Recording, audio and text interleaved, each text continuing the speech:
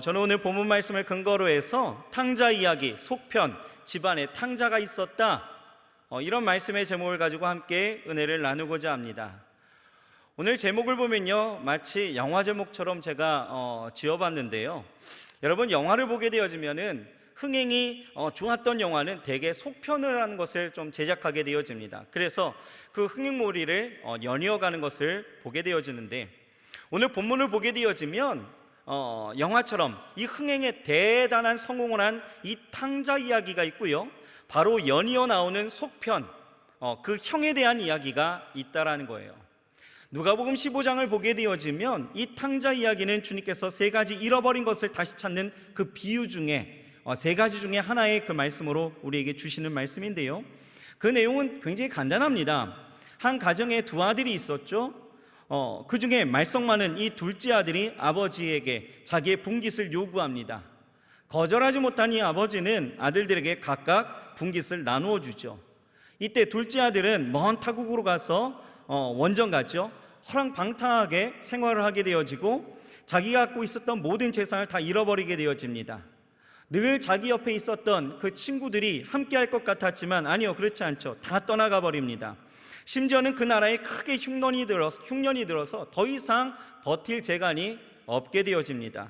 그래서 이 아들은요, 농장의 일꾼으로 들어가서 어떻게든 먹고 살아야겠다라고 생각을 했지만, 이 돼지 치는 일을 하면서도 돼지 먹는 그 주염 열매를 배를 채우고자 했지만 그것도 만만치가 않은 거예요. 주는 사람도 없고요, 그렇다고 해서 자기에게 너 밥 먹었니? 신경 쓴 사람 아무도 없습니다. 그래서 이 아들은요, 옛적에 그 아버지 안에 살 때에 세상이 어찌됐든 간에 양식이 풍족했고 또 그 품꾼이 많았던 것을 생각하면서 아버지에게 가야 될까라고 생각했지만, 그래도 염치라는 것이 좀 남아있어서 섣불리 아버지에게 갈 수가 없었던 것이죠. 주저주저하다 이 아들은 결심합니다. 아들의 신분을 포기해서라도 내가 아버지에게로 가야 되겠다라고 생각을 하고 아버지에게 이제 가게 되어지죠. 한편 장면이 옮겨집니다. 아버지는 매일 집 나간 아들을 기다립니다.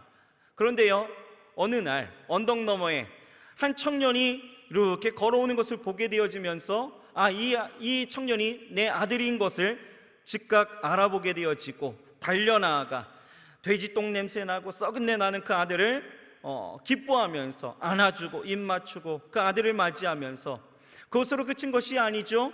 그 아들을 위해서 제일 좋은 옷을 내어다가 입히고 또 손에 가락지를 끼웁니다.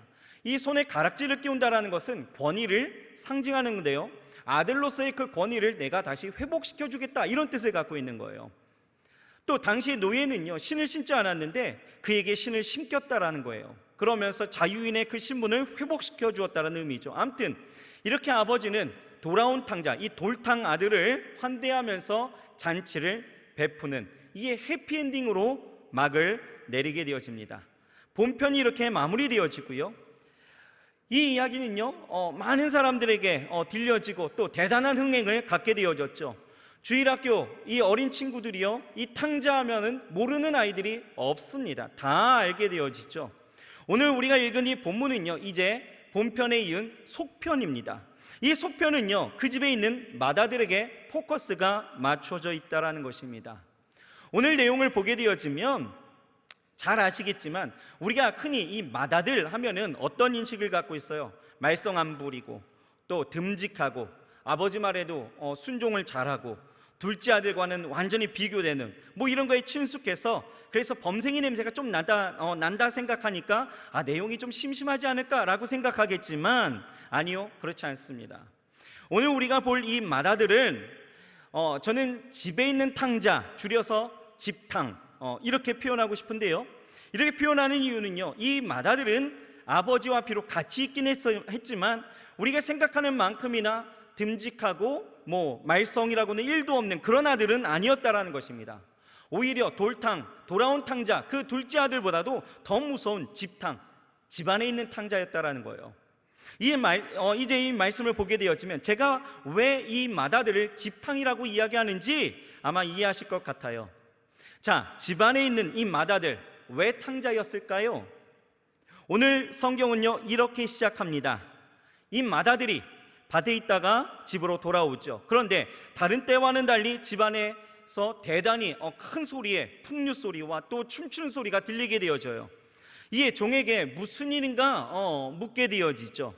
종이 이야기합니다. 뭐라고 이야기합니까? 집 나갔던 그 동생이 돌아와서 아버지가 이처럼 기뻐하고 소를 잡고 잔치를 배설했다라는 거예요. 이때 이 맏아들의 이 반응을 한번 보자라는 거죠. 반응은 어떻습니까? 28절이에요. 같이 한번 보도록 합시다. 28절 시작. 저가 노하여 들어가기를 즐겨 아니하거늘 아버지가 나와서 권한대. 여기서 중요한 건 뭐예요?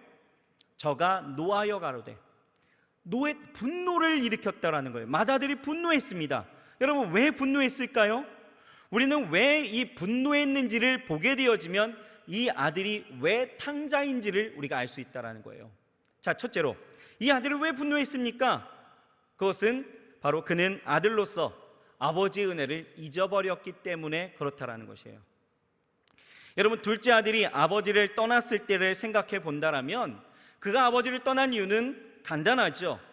물론 세상이 좋아서 친구들과 노는 것이 좋고요, 자유롭게 즐기기 위해서 아버지를 떠나야만 했습니다. 하지만 그것이 본연의 이유는 아니었다라는 것입니다. 둘째 아들이 아버지를 떠난 이유는 간단합니다. 바로 아버지의 은혜를 잊어버렸다라는 거죠. 아버지 안에 있을 때에 누렸던 그 풍성한 그 삶과 그 기쁨을 다 잃어버렸다라는 거예요. 그러니 바깥에서, 세상에서 그 즐거움을 찾고 그 기쁨을 쫓고자 나아갔다라는 거죠. 은혜를 잊어버렸다라는 거예요. 이와 같이 우리가 살펴야 되는 것이요, 이것을 우리가 좀 이해하려면 이 15장을 시작하는 첫 1절, 2절, 3절을 우리가 함께 봐야 합니다. 자, 1절, 2절, 3절을 먼저 우리가 보게 되었으면 이렇게 나와 있죠. 같이 한번 읽어볼까요? 시작. 모든 세리와 죄인들이 말씀을 들으러 가까이 나오니 바리새인과 서기관들이 원망하여 가로되 이 사람이 죄인을 영접하고 음식을 같이 먹는다 하더라. 예수께서 저희에게 이 비유로 이르시되. 자, 이 비유를 누구 들으라고 지금 말씀하시는 겁니까? 이 말씀을 누구에게 하고 있어요? 모든 세리와 죄인들, 그리고 바리새인과 서기관입니다. 자, 이들의 공통점은요, 하나님의 은혜에서 벗어난 자들이 있죠. 조금 차이가 있다면요, 세리와 죄인은 하나님의 영역에서 완전히 벗어나 떠나 있는 자들이었고, 바리새인과 서기관은 하나님의 그 영역 안에 있긴 하지만 다른 길을 걷고 있었던 사람들입니다. 한마디로 오늘의 탕자의 비유와 이 상관관계로 보게 되어지면 모든 세리와 죄인은 떠나 있었던 돌아온 탕자, 둘째 아들을 상징하고 있는 것이고요, 바리새인과 서기관은 아버지 곁에 있었던 집탕, 집안에 있었던 탕자, 이 첫째 아들, 이 아들을 상징하고 있다라는 거예요. 그런데 여러분 생각해보세요. 이들이 누구예요? 하나님 입장 가운데서는 모두 다 탕자였다라는 거예요.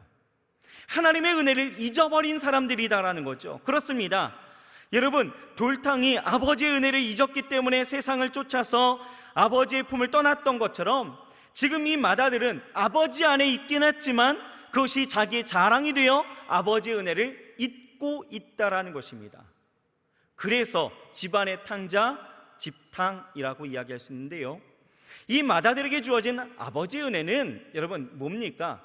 지금까지 아버지와 함께 살면서 누렸던 모든 특권이 그에게 은혜였다라는 거예요. 하지만 이 맏아들의 착각은요, 내가 동생처럼 집을 떠나 제멋대로 살지 않고 또 허랑방탕하게 실패하지 않았기 때문에 내가 지금 누리고 있는 이 모든 것이 당연히 주어진 양 누리고만 있었고 계속 누려야 하는 것이라고 생각했다라는 거예요. 왜요? 집안에 있으니까, 아버지와 함께 있으니까. 여러분, 그 착각 속에 은혜를 깨닫지 못했다라는 것입니다. 여러분, 은혜를 잊어버리면 어떻습니까? 바리새인과 서기관과 같죠? 자기의 의를 자랑하고 교만해집니다. 욕심이 드러나죠. 감사하지 않습니다. 자기가 최고인 양, 자기만 옳은 양, 교만해진다라는 것입니다. 그리고 남이 잘 되는 것 시기하고 질투합니다. 바로 이것이 오늘 우리가 점검해야 될 우리의 모습이다라는 거예요. 왜 그렇습니까? 왜요? 우리도 아버지 안에 있기 때문에. 오늘 점검하고 싶은 건 그거예요. 우리가 하나님 안에 있기 때문에 우리는 당연하다라고 여겨지는 모든 것들이, 여러분, 우리는 잊고 살 때가 너무나 많이 있다라는 것이죠. 여러분, 그렇기 때문에 나 스스로가 지금 탕자인지 아닌지를 우리는 점검해야 된다는 것입니다. 사도 바울은요 이렇게 말했습니다. 고린도전서 15장 10절에 이렇게 말씀하고 있죠. 그러나 내가 나 된 것은 하나님의 은혜로 된 것이니 내게 주신 그 은혜가 헛되지 아니하여 내가 모든 사도보다 더 많이 수고하였으나 내가 한 것이 아니요 오직 나와 함께 하신 하나님의 은혜로라 라고 말씀하고 있습니다. 나로 나 된 것이 뭐라고요? 하나님의 전적인 은혜이다 라고 고백하고 있는 거예요. 여러분, 동의하십니까? 나로 나 된 것은 전적인 하나님의 은혜이다라는 거예요. 여러분들에게 묻습니다. 그렇다면 여러분의 그 삶의 자리에서 지금 당하여진 여러 가지 상황이 다 하나님의 은혜라 여기십니까? 우리가 신앙적으로 이야기한다면 여러분들에게 주신 그 이 구원의 은혜에 감사와 감격을 여러분 한시도 잊지 않고 살아가고 계십니까? 이것이 중요하다라는 것. 우리가 잊고 있다라는 것. 그래서 내가 탕자인데도 탕자인지 모르고 살고 있다라는 것이 진짜 문제다라는 거예요. 여러분, 우리는 은혜로 구원받았습니다. 에베소서 2장 8절도 이렇게 말씀하고 있죠. 너희는 그 은혜에 의하여 믿음으로 말미암아 구원을 받았으니 이것은 너희에게서 난 것이 아니요 하나님의 선물이라, 이렇게 말씀하고 있어요. 그 은혜를 은혜로 여기는 것이 믿음이에요. 그 은혜를 깨닫고 감격과 감사로 사는 것이 우리의 삶이어야 된다라는 것입니다. 혹여 여러분 그것을 잊고 있다라면 우리도 집안의 탕자, 집탕이다라는 것이죠. 여러분 스스로 질문해 보십시오. 나는 잊고 살았는가 아닌가에 대해서 생각할 수 있어야 되는 거예요. 자, 둘째로, 그는 형으로서 여러분 동생에 대한 사랑도 잊어버렸다라는 것이죠. 여러분, 이 집탕은요 지금 돌탕이 살아온 것이 그렇게 좋지 않습니다. 싫어요. 왜 그렇습니까? 여러분, 이 맏아들의 관심은요 오로지 아버지의 남은 재산에 있기 때문입니다. 사실 당시 유대 상속법을 보게 되어지면 신명기 21장 17절을 보게 되어지면 이 아버지가 돌아가실 때, 아버지가 사망할 때에, 돌아가실 때에 이 아버지는 작은 아들보다 큰 아들의 재산을 2배로 주는 것이 규정입니다. 그런데 지금 문제는요, 둘째 아들이 아버지가 살아있음에도 불구하고 자신의 목을 구했다라는 거예요. 이에 학자들의 그 견해를 보게 되어지면 재산의 전부의 3분의 1이 아닌 약 9분의 1을 줬을 것이다, 작은 수의 조금의 양을 주었을 것이다, 이렇게 해석을 하는데요. 아무튼 중요한 것은요, 이때 아버지는요 맏아들과 둘째 아들 모두 각각 그 분깃을 나눠줬다라는 거예요. 그런데 아버지가 살아계시니 아직도 남아있는 재산이 있을 것이고 이 아버지의 재산이 있어서 이 맏아들은 동생과 다시 나눠야 되는 그 지경에 이르게 되어졌다라는 거죠. 그러니 싫은 거예요. 동생만 없었다라면, 돌아오지 않았었다라면 다 내 것인데 이 돌탕이 돌아옴으로 인하여서 형과 동생의 관계는 단지 경쟁자일 뿐 사랑의 관계는 아니다라는 것이죠. 여러분 생각해 보세요. 우리가 일반적으로 형제 관계라면 세상에 하나밖에 없는 그 동생이 고생하고 돌아왔다라면 동생이 밖에서 어떤 고생을 하고 돌아왔는지, 얼마나 힘들었을까, 그간 어떻게 지냈는지 뭐 이런 거에 관심이 있지 않을까요? 하지만 오늘 성경을 아무리 찾아봐도 이 맏아들은요 그 동생에게 너 괜찮았니? 너 힘들지 않았니? 아이 잘 왔다, 이런 내용이 하나도 없었다라는 거예요. 오로지 내게 주어질 자기 것만 지금 생각하고 있다라는 거예요. 오늘 본문 말씀 29절에서 30절 말씀을 우리가 같이 한번 읽어보겠습니다. 29절에서 30절 시작. 아버지께 대답하여 가로되 내가 여러 해 아버지를 섬겨 명을 어김이 없거늘 내게는 염소 새끼라도 주어 나와 내 벗으로 즐기게 하신 일이 없더니 아버지의 살림을 창기와 함께 먹어버린 이 아들이 돌아오매 이를 위하여 살찐 송아지를 잡으셨나이다. 자, 무슨 얘기예요? 나를 위해서는 지금까지 염소 새끼 한 마리도 잡은 적이 없었대요. 그런데 저 재산을 다 탕진해버린 저 배은망덕한 저 둘째를 위해서는, 저 돌탕을 위해서는 지금 뭐 했어요? 아버지가 소를 잡았다라는 거예요. 이게 무슨 일이고 이거죠. 이게 무슨 일이고 무슨 일이고. 여러분 이 상황이 여러분 좀 그려지십니까? 어쩌면 우리가 공감할 수 있는 맏아들의 불평일 수도 있을 것 같아요. 그렇지 않아요? 아니 난 지금까지 아버지 곁에서 열심히 일하고 살았는데 나에게는 염소 새끼도 안 주는데 저놈에게는 소를 줬다. 이거 여러분 불평할 수 있는 일 아니겠습니까? 그런데 우리가 좀 더 깊이 생각한다면요, 지금 이렇게 기분이 상한 이유가 뭡니까? 그 본심을 봐야 되겠죠. 뭐예요? 아버지의 것이 다 내 것이 되어야 한다라는 욕심이다라는 거예요. 돌탕만 없다라면 이 모든 재산이 다 내 것인데 그가 다시 돌아오므로 또 아버지는 돌탕을 아들로 회복시키고 맞아줌으로써 자기의 분깃이 다시 쪼개어서 동생에게 가는 것은 아닐까 하는 그 불안한 마음을 나타내고 있다는 것이죠. 그러니 지금 이 상황이 몹시도 불편한 것입니다. 여러분, 오늘날 많은 사람들이요, 이 사람과 사람과의 관계를 사랑의 대상이 아닌 자기 이용의 수단으로 여길 때가 참 많이 있습니다. 안타깝죠. 그런데 이런 모습들이요, 비단 우리에게도 있는 것 같아요. 질문 한번 해볼까요? 여러분, 왜 결혼을 합니까? 왜요? 왜 결혼합니까? 이런 질문을 던지면은 대개 이렇게 이야기를 하더라고요. 나의 행복을 위해서 결혼합니다 라고 이야기해요. 왜 직장을 다니고 왜 사업을 합니까? 라고 이야기하면 내가 잘 살기 위해서. 뭡니까? 다 내 중심이에요. 자기 중심이죠. 왜 교회에 다녀요? 라고 이야기한다면 이 땅에서 잘 먹고 잘 살고 죽으면 천국 가기 위해서. 예수를 믿으면서도 여전히 자기중심적이죠. 이런 사람은 결국 보게 되어지면 하나님과의 그 관계 속에서도 그렇게 가지고 간다라는 거예요. 전부 자기 수단에 불과한 거죠. 그러니까 자기에게 유익하지 않으면 언제든지 그 관계를 깨뜨려 버리는 거예요. 여러분, 이런 것이 바로 하나님을 떠난 사람들의 특징, 즉 집탕의 특징입니다. 셋째는요, 이 맏아들은요, 아들로서 아버지의 마음도 헤아리지 않았기 때문에 집탕인 거예요. 탕자인 것입니다. 자, 돌탕이 그랬던 것처럼 이 집탕 역시요, 여러분, 돌탕 집탕 하니까 헷갈리십니까? 아시겠죠? 돌아온 탕자, 돌탕 둘째 아들, 집탕 집안에 있는 탕자 첫째 아들, 이해되시죠? 예, 쭉 갑니다.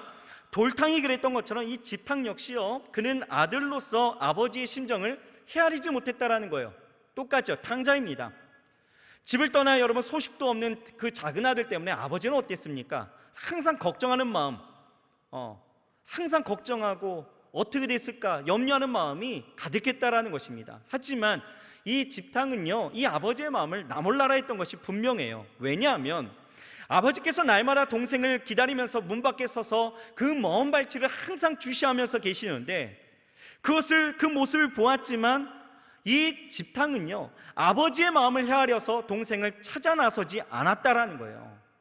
그저 자기가 받은 그 분깃으로 어떻게 하면 더 많은 것을 누릴까요? 밭에 나아가 일할 뿐 그 이상 그 이하도 없었다라는 거죠. 여러분 보세요. 사무엘하 23장을 보게 되어지면 이 다윗이요, 고향 땅 이 베들레헴이 블레셋에 점령당할 때가 있었습니다. 그래서 이 다윗이 이 베들레헴을 회복하기 위해서 블레셋과 전투를 하게 되어져요. 그런데 이 전쟁은요, 언제 일어나느냐? 곡식 뺄 때에 일어나게 되어집니다. 무슨 얘기냐 하면 더위가 기승을 부리고 있을 때에, 지금처럼 폭염이 있을 때, 곡식이 익어야 되니까 폭염이 있을 때에 전쟁이 일어난 거예요. 그러니 여러분, 다윗의 머릿속에 떠오르는 것이 있었다라는 거예요. 뭐냐? 바로 그때 이 고향 땅 베들레헴 성문 곁에 있었던 아주 시원한 그 우물물이 생각나게 되어진 거죠. 그것은 바로 우물물. 이 다윗이 어릴 적부터 항상 그 우물물을 직접 떠 마시게 되어지고 또 자기가 기르고 있었던 그 양에게도 나누어졌던 그 기억이 있었던 거예요. 그런데 지금 그 땅이 블레셋에 속하여 있으니 그 마음이 상한 나머지 이제 탄식을 하게 되어집니다. 그러면서 이야기하죠. 베들레헴 성문 곁 이 우물물을 누가 나에게 마시게 할꼬. 그냥 혼잣말 한 거예요. 혼잣말 했습니다. 그런데 그 말을 들은 그와 함께 있었던 이 세 용사가요, 그 생명을 아끼지 아니하고 적진을 뛰어들어가고 그 물을 떠왔다라는 것입니다. 여러분, 이게 가능합니까? 여러분 같았으면 그렇게 할 수 있습니까? 어떻게 그렇게 할 수 있었을까? 왜 그랬습니까? 목숨이 위태로울 수도 있었고 매우 위험한 상황이었습니다. 그런데 그렇게 할 수 있었던 이유 왜요? 바로 자신의 죽은 이 다윗을 사랑했고 생각하는 마음이 있었다라는 거예요. 나를 이끌고 가고 있는 이 다윗이 이러한 마음의 아픔을 갖고 있다라는 것에 이 세 용사는 그러한 결연한 결단을 내릴 수가 있었다라는 것이죠. 여러분, 이렇게 마음을 헤아리면요, 이런 충성도 나오는 거예요. 그런데 이 맏아들, 이 집탕은 어떻습니까? 그런 마음이 전혀 없었다라는 거죠. 전혀 없었습니다. 그냥 자기 할 일만 할 뿐 그 이상도 없었다라는 거예요. 또 이 탕자가 돌아왔을 때를 보세요. 아버지가 그렇게 기뻐하고 좋아서 잔치를 배설했다라면 이 아들은 아버지의 마음을 헤아렸다라면 싫었어도 어떻게 되는 거예요? 같이 기뻐해야 되는 거죠. 그렇죠? 함께 기뻐할 수 있었어야 합니다. 그러나 이 큰아들은요, 그런 아버지의 마음을 조금도 헤아리지 않았다라는 것이 오늘 성경을 통해서 우리에게 보여지고 있다라는 거예요. 그저 그냥 자기는 소외된 것처럼 말하면서 아버지에게 불평하는 그 모습만 봐도 이 맏아들은 탕자인 것이 분명하다라는 거죠. 주님은요, 이 비유를 이렇게 모든 세리와 죄인과 또 바리새인들과 또 서기관들에게 말씀하시면서 집안에 있는 이 탕자, 혹여는 그것이 우리가 되어질 수도 있는데요, 우리에게 너희는 그렇게 탕자가 되지 말라라고 말씀하고 계시다라는 거죠. 여러분, 탕자 되지 마시기 바랍니다. 제발. 하나님 안에서 우리는 탕자가 되어서는 절대 안 된다라는 거예요. 여러분, 그렇다면 우리가 집안의 탕자가 되지 않기 위해서 우리는 어떻게 해야 될까? 오늘 간단하게 우리가 생각해 볼 수 있습니다. 첫째로, 여러분, 우리가 아버지의 마음을 가지면 된다라는 거예요. 간단하죠. 아버지의 마음을 가지면 됩니다. 여러분, 아버지의 마음은 어떤 마음입니까? 여러분, 아버지의 관심은 어디 있었어요? 우리는 이 맏아들의 이 모습을 보면서 과연 나는 하나님을 섬긴다라고 하면서 하나님 아버지의 마음에 얼마나 나는 관심을 갖고 있었는가 생각해 볼 수 있어야 된다는 것입니다. 이 설교를 듣고 있는 모든 이들이 나의 관심은 지금 어디 있었는가를 좀 생각해 볼 수 있어야 된다는 거예요. 여러분, 복음성가 중에 우리 잘 아는 CCM 노래에 있죠. 하나님 아버지의 마음이라는 곡이 있습니다. 가사가 이랬습니다. 뭐라고 나와 있습니까? 아버지, 당신의 마음이 있는 곳에 나의 마음이 있기를 원해요. 아버지, 당신의 눈물이 고인 곳에 나의 눈물이 고이길 원해요. 아버지, 당신의 바라보는 영혼에게 나의 두 눈이 향하길 원해요. 아버지, 당신이 울고 있는 어두운 땅에 나의 두 발이 향하길 원해요. 나의 마음이 아버지의 마음을 알아 내 모든 뜻, 아버지의 뜻대일 수 있기를, 나의 온몸이 아버지의 마음을 알아 내 모든 삶, 당신의 삶이 되기를. 이 찬양이 정말 저와 여러분들의 고백이 되기를 소망합니다. 우리는 하나님의 그 마음보다 내 마음에 치우쳐 살 때가 너무나 많이 있습니다. 아니, 어떨 때는요, 하나님의 마음이 어떤 마음인지 우리는 관심조차 두지 않을 때가 더 많다라는 거예요. 이것이 솔직한 우리의 삶이 있죠. 하나님의 자녀라고 하면서 자녀로서의 그 권리만 주장할 뿐 아버지께서 나에게 무엇을 원하는지에 대한 그 관심은 없다라는 거예요. 내가 가는 길 내가 정하는 것이고요, 내가 해야 되는 일 내가 정하는 것이고, 내가 하고 싶은 것, 내가 취하고 싶은 것, 내가 누리고 싶은 것 내가 정하면서 살아가는 아버지의 관심이라고는 하나도 모른 채 그냥 살아갈 때가 너무나 많이 있습니다. 그냥 당장의 지금 삶이 중요한 거예요. 사람들과의 관계가 중요하죠. 내가 성취하고픈 이 성공이 중요합니다. 그래서 우리는 아버지의 마음이 어디를 향하고 있는지 모를 때가 많다라는 거예요.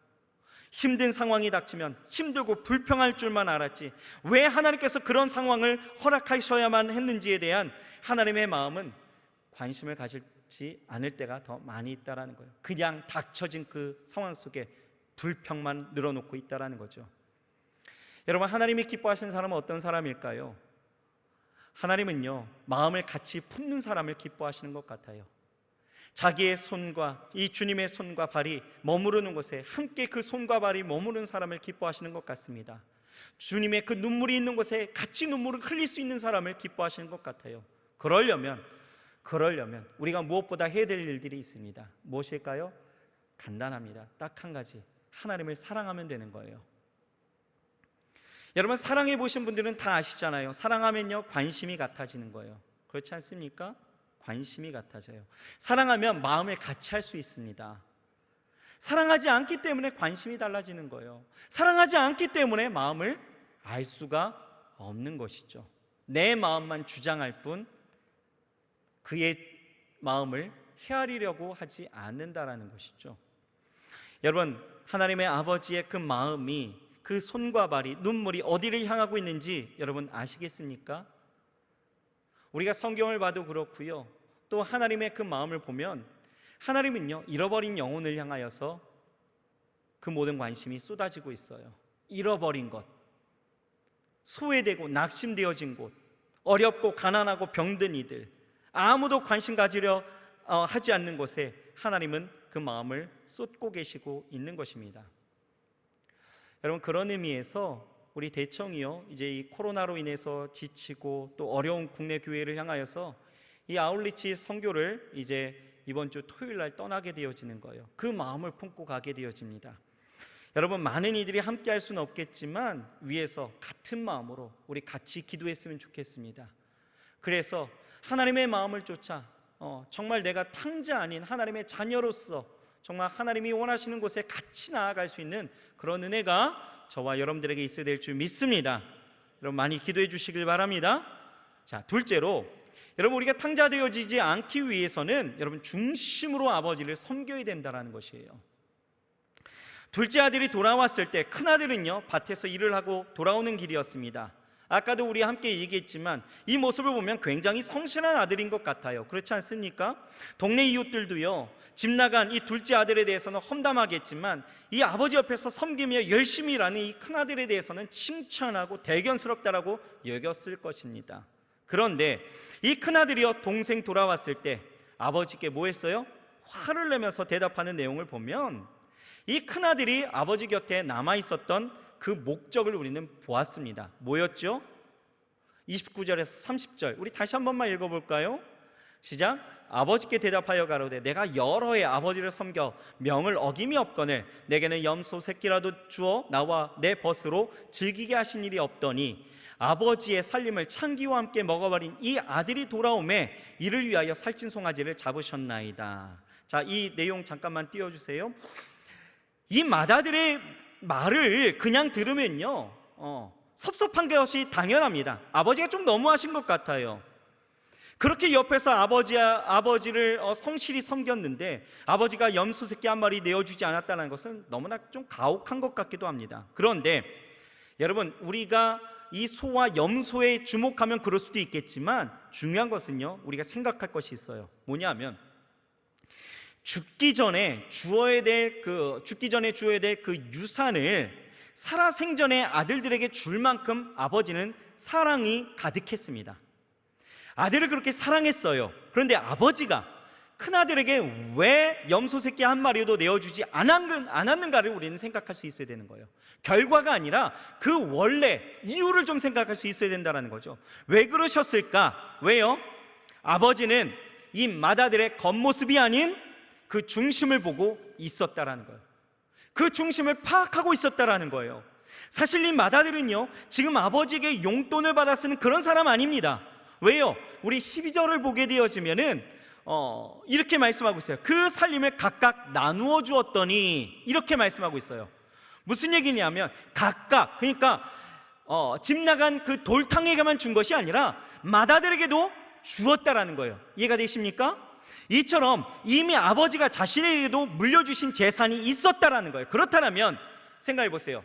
자신과 또 자신들의 그 친구들과 즐기고 어울리기 위해서는 누구의 것 갖고 할 수 있는 거예요?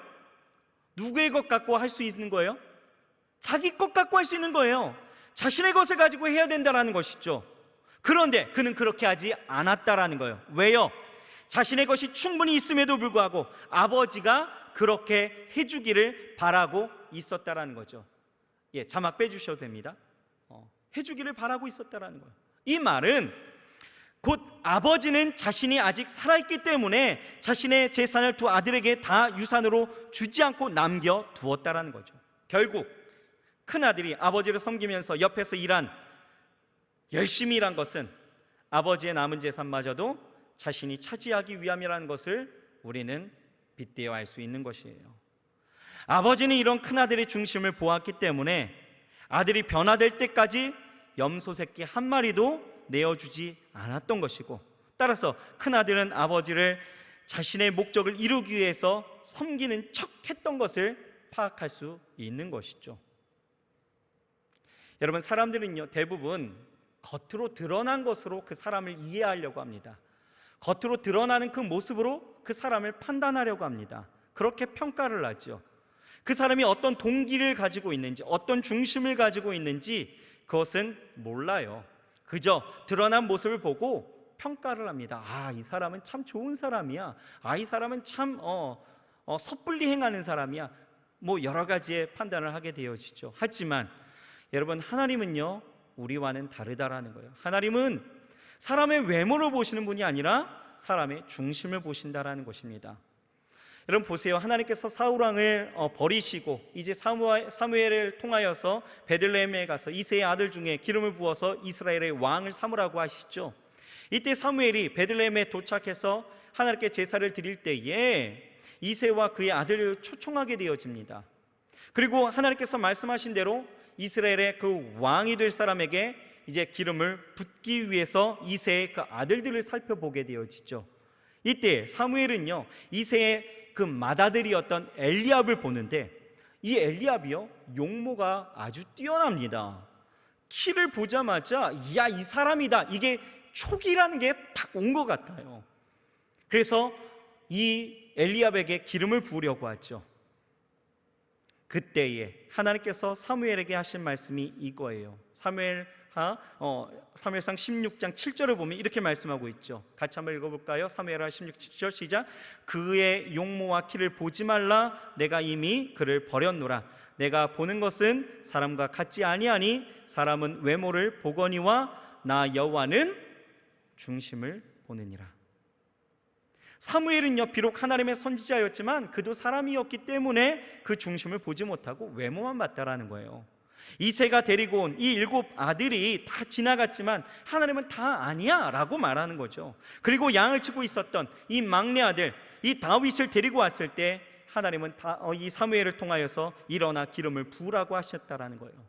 이새가 생각하기에 막내 아들 이 다윗은요 그 자리에 갈 만한 아들이 아니라고 생각했기 때문에 너는 양이나 치고 있어 라고 했다라는 거예요. 하지만 하나님은요 그 외모가 아니라 그 중심을 보시고 다윗에게 기름을 부으셨습니다. 그리고 이후에 다윗을 평가하길 하나님이 뭐라고 말씀하셔요? 내 마음에 합한 자다라고 고백하시는 것입니다. 여러분, 하나님은요 우리의 중심을 보시는 분이에요. 우리의 어떤 형태, 우리의 어떤 행하여지는 일들을 보시는 것이 아니죠. 우리는 하나님을 척하며 섬기는 것이 아니라 우리의 유익을 위해서, 우리가 원하는 목적을 위해서 그렇게 나아가는 것이 아니라 정말 우리는 중심으로 하나님을 섬길 수가 있어야 됩니다. 여러분, 정말 이 마지막 때에 정말 섬기려면요 제대로 섬겨야지 섬기는 척하는 모습, 여러분 이거 아닙니다. 여러분, 사람을 속일 수 있어요. 그러나 하나님을 속일 수가 없다라는 거예요. 내가 예배할 때 나는 예배했다라고 내가 1시간 반, 1시간 이렇게 하나님을 예배했어 라고 나는 예배했다라고 자부하지만 여러분, 하나님의 평가를 한번 생각해 보십시오. 내 중심에, 그 중심으로 하나님을 섬기지 아니한 예배라면 형태적으로 내가 난 예배했어 라고 평가할 수 있겠지만 하나님이 보시는 그 예배는 예배가 아닐 수도 있다라는 거예요. 주님은요 마음을 다하고 힘을 다하고 뜻을 다하여서 그리고 목숨을 다해서 하나님을 사랑하라 이렇게 말씀하고 있습니다. 바라기는요 우리 사랑하는 청년들이요 우리 정말 하나님을 중심으로 섬김으로 하나님께서 더해 주시는 하나님의 그 은혜를 누리기를 소망합니다. 그 삶을 통하여서 정말 보여지는 것으로 판단되어지는 것들이 아니라 정말 그 중심 가운데서 하나님을 섬기는 그 모습, 그래서 하나님이 여러분들을 통하여서 정말 크게 복 주시고 그 복 주심을 통하여서 우리가 같이 하나님을 찬송하는 그러한 날들이 여러분 많아졌으면 좋겠습니다. 그렇게 되기를 주의 이름으로 축원합니다. 마지막 셋째는요 탕자가 되지 않기 위해서는요 은혜를 은혜로 알아야 된다라고 말씀하고 있는 거예요. 이 아버지는요 자신을 향해서 불평하면서 토로하는 이 화를 내는 이 집탕에게 어떻게 말씀하시느냐? 31절 32절입니다. 같이 한번 읽어봅시다. 시작. 아버지가 이르되 너는 항상 나와 함께 있으니 내 것이 다 너 것이로되 이 내 동생은 죽었다가 살았으며 내가 잃었다가 얻었기로 우리가 즐거워하고 기뻐하는 것이 마땅하다 하니라. 여러분, 아버지는요 이 맏아들에게 남아있는 재산도 나와 함께하고 있었던 너의 거야, 너의 것이야 라고 말씀하시면서 잃어버렸다가 돌아온 동생을 위해서 잔치를 벌이고 즐거워하고 기뻐하는 것은 네가 가져야 될 마땅한 삶의 자세와 태도라는 것을 말씀하고 있다는 거예요. 무슨 얘기입니까? 은혜를 은혜로 여길 수 있어야 된다는, 은혜라는 것을 깨달아야 된다는 거죠. 아버지는요 자신이 누리고 있었던 그 은혜를 은혜인 줄 모르고 그것을 누리지 못하고 있었던 이 집탕이 너무나 안타까우신 거예요. 이 큰아들에게는 아버지와 함께 있는 것 자체가 은혜였어요. 함께 있는 한 그 아들에게는요 이미 아버지의 것을 다 주려고 했던 그 계획이 있었던 것이죠. 그런데 이 아들은요 그 은혜를 알지 못하고 은혜를 누리지 못하고 화를 내면서 그렇게 나아가는 모습, 너무나 안타깝고 그가 변화되기를 원하는 그 마음으로 이 아버지는 지금 이렇게 이야기하고 있는 거예요. 여러분, 은혜를 은혜로 여기는 것이 복입니다. 아멘. 하나님께서 베풀어 주신 은혜를 누릴 줄 아는 것이 복이에요. 지금 나의 나된 것을 정말 내가 똑똑하고 잘나서 된 것이 아니라 모든 것이 하나님의 은혜인 줄 알고 여러분 나아가는 것. 그래서 하나님 앞에 우리가 해야 될 일들이 무엇입니까? 감사예요. 감사할 수 있다라는 것은 은혜를 누리는 자들이 할 수 있는 거예요. 감사가 없다라는 것은 그 은혜를 모르고 있다라는 것이죠. 여러분, 내 주어진 그 상황을 한번 보십시오. 여러분, 좀 요즘 많이 어렵고 힘들다고 해서 여러분 그 삶 가운데 은혜가 거두어진 것처럼 여러분 느껴지십니까? 아니에요. 지금 내 자리에, 그 자리 가운데에서 하나님이 함께 하시고 내 삶을 통하여서 일을 지어 성취하시는 그 하나님이 나와 함께 하신다는 그 자체가 여러분 우리에게 있어서는 은혜다라는 것이죠. 여러분, 무엇보다요 일상의 그 평범한 삶이 보통의 어느 누구나 누리는 것으로 여겨서 은혜가 은혜인 줄 모르고 지나가는 때가 참 많이 있는데요, 여러분 이 땅 가운데 살아가는 사람들을 보면요 내가 누리는 그 보통의 일상도 특별히 여기는 사람도 있다라는 것이죠. 그러니 주어진 내 모든 것이 다 은혜입니다. 그래서 그 은혜를 아는 것, 그 아는 것, 이것이 우리가 탕자되지 아니하는 또 하나의 방법이다라는 거죠. 여러분, 코로나 때문에 짜증나고 폭염 때문에 짜증나고 내 생각대로 되지 않아서 짜증나고 더 가지고 싶어서 짜증나고 또 내게 없는 것만 보여서 짜증나더라도 여러분, 오늘 우리는요 잠잠히 내가 주 안에서 누리는 그 은혜가 무엇인가를 잘 생각해 보면서 여러분 우리는 탕자 아닌 정말 아버지의 정말 사랑스러운 그 아들로서, 자녀로서 나아가야 됨을 믿으시길 바랍니다. 자, 말씀을 정리할까요? 여러분, 이미 하나님과 함께 아버지의 집에 있는 큰아들, 이 큰아들도 지금 이 하나님은 뭐라고 해요? 탕자다라고 말하고 있습니다. 집탕, 집안에 있는 탕자였다. 왜 그런지 우리는 살펴보았습니다. 여러분, 이제 우리가 그런 탕자 되지 않기 위해서 어떻게 해야 된다고요? 아버지의 마음을 좀 가져야 된다라는 거예요. 중심으로 아버지를 섬길 수 있어야 된다라는 것입니다. 그리고 은혜를 은혜로 알아야 된다라는 거예요. 우리가 그렇게 나아가게 되어질 때에 하나님은요 우리의 삶을 기뻐하시는 거죠. 그리고 아버지의 것이 내 것이 되는 것입니다. 아버지의 은혜를 누리게 되어질 때 우리는 감사로 충만하게 되어지고 그 삶이 풍성케 되어지는 거예요. 여러분, 아버지가 주시는 은혜가 무엇일지 여러분 지금 당하여진 그 삶의 그 어떤 환경으로만 여러분 판단하지 마세요. 아버지가 주시는 은혜는요 무궁합니다. 넘치는 거예요. 여러분, 그거 어떻게 판단하시면서 지금의 삶을 여러분 어렵다 여기십니까? 바라기는 우리 사랑하는 청년들이 온라인으로 예배하고 또 현장 가운데서 예배할 때에도 여러분 정말 탕자되지 아니하고 정말 집안에 정말 진득한 아버지의 사랑스러운 종들 되시길, 아들 되시길, 딸들 되시길, 자녀 되시길 주의 이름으로 축원합니다. 정말 하나님 안에서 그 귀한 은혜가 저와 여러분들에게 있기를 소망합니다. 기도하시겠습니다. 하나님 감사합니다. 오늘 집안에 있는 탕자, 하나님 이들을 바라보며 우리가 혹여는 탕자가 아니었는지를 다시 한번 살펴봅니다. 하나님, 우리의 삶 가운데서 아버지의 은혜를 당연하다 여기며 나아가게 되어지고 그 은혜를 잊어버리고 살았습니다. 하나님, 내 유익을, 나 자신만을 구하면서 살아왔습니다. 아버지의 마음을 헤아리지 못해왔던 우리의 모습들이 있습니다. 분명 하나님, 우리도 탕자였던 것을 보게 되어집니다. 하지만 아버지 하나님이 이제는 그 탕자의 자리에서 일어나 아버지의 마음을 갖고 정말 아버지를 중심으로 섬기며 무엇보다 하나님 우리의 삶 가운데 주신 은혜를 은혜로 여기며 감사하며 날마다 나아가기를 소망합니다. 이제는 탕자가 아닌 하나님의 자녀로서 이 땅 가운데 주신 그 사명 온전히 우리가 감당하며 온전히 또 그 모든 것을 통하여 하나님 앞에 영광 돌리며 살아가기를 소망하오니 우리를 붙잡아 주시옵소서. 하나님, 오늘 회개하며 다시 한번 아버지 하나님의 탕자에서 돌아와 아버지 하나님의 그 은혜를 누리는 자들 되게 하시고 주의 은혜 가운데 기뻐하게 하여 주옵소서. 예수님의 이름으로 감사하며 간절히 기도드렸사옵나이다. 아멘.